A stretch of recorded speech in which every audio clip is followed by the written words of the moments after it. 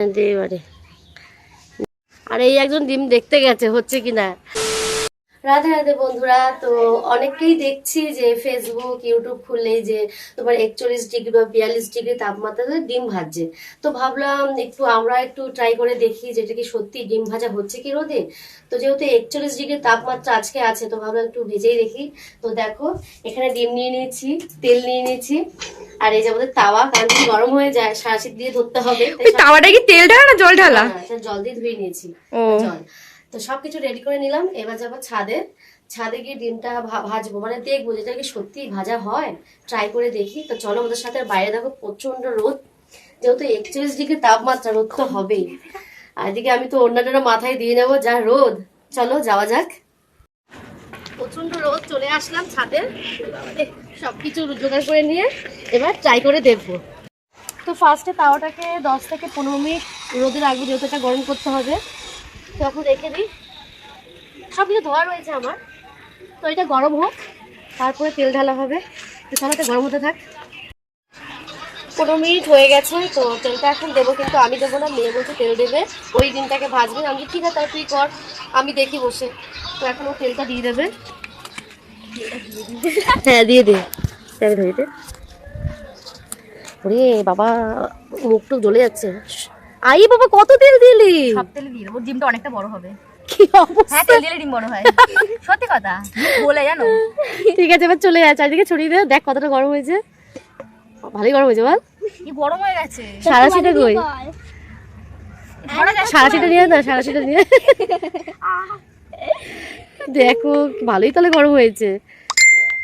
এবার তেলটা যদি গরম গরম গরম, এবার চলে চলে চলে চলে, এবার তেলটা একটু গরম হোক, তারপরে ডিমটা ঢাল। দেখো একজন ডিম ঢালতে এসে, তার সাথে আরো একজন এসছে। দাঁড়া দাঁড়া দাঁড়া, না দিয়ে এবারে দিয়ে তা বসে থাকি। তুই তেল প্রচুর বেশি দিয়েছিস, মানে একটা ডিম ভাজবে দেখো কত তেল দিয়েছিস, একটা ভাজা হয়ে যাবে যা তেল দিয়েছিস। মানে সর্বনাশ করে গেছে। ইরা ডিম কি অবস্থা। চলো ডিমটা দেখি। এই দেখ আস্তে আস্তে সাইড দিয়ে দেখ, হচ্ছে দেখ সাইড দিয়ে, দেখেছিস? কিন্তু ও তেল প্রচুর দিয়েছে, ওকে বারণ করলাম, শুনলোই না কথাটা। বসেই রয়েছি, ডিমটা এখন অব্দি ভাজা হচ্ছে না, কখন যে হবে বুঝতেই পারছি না। ঘুম পেয়ে গেল রোদে বসে বসে, মানে ডিম এখন, মানে ডিমের আশায় বসে রয়েছি। এই মনে হয় ডিম হবে, আমরা খাবো। আর এই একজন ডিম দেখতে গেছে হচ্ছে কিনা, খাওয়ার জন্য পাগল, কখন ডিমটা হবে, না হলে আমাকে দাও, আমি গ্যাসে বসে খেয়ে নিচ্ছি। হয়নি, আমি দেখে এসছি।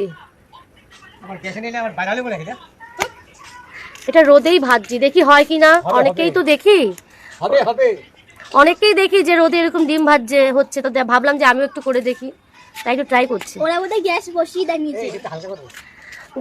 তাওয়াটা গরম হয়ে গেছে, এবার দেখি ডিমটা কখন ভাজা হয়। আশায় মরে চাষা, তা আমরা আশায়ও আছি। চলো হোক ডিমটা ভাজা। তাওয়া গরম হয়ে গেছে, ডিম গরম হচ্ছে, তেল যা দিয়েছে এক গাদা। বন্ধুরা 3 ঘন্টা হয়ে গেল বসেই রয়েছি, লাস্টে এই অবধি আসলো। 3 ঘন্টা পর এই হলো, 3 ঘন্টা চিড়ি এটা। এখন তাহলে কতক্ষণ লাগবে? আরো অনেক বাকি রয়েছে। হ্যাঁ সবে সাদা হয়ে উঠেছে, এখনো ভাজা হয়নি। একজেলা রোদে ভেজেছি। সো নাইস, হ্যাঁ বিউটিফুল। বিউটিফুল আগে যেটা হবে চলো দেখি আরো কিছুক্ষণ রাখি, তারপর এটা রেজাল্টটা কি হয় তোমাদের সাথে দেখাচ্ছি। এতটা হয়েছে বাবা, এতটা হয়ে যদি আর না হয় বিরক্ত লাগে উল্টা। এই তো আস্তে আস্তে হচ্ছে। এই কি তেলটা একটু বেশি দিয়ে ফেলেছিস তো, তেলটাই ভাসছে, কিন্তু এমনি হয়েছে। কিন্তু না উল্টালে কি করে হবে, ভালোই রোদ দিয়েছে। উল্টে দে।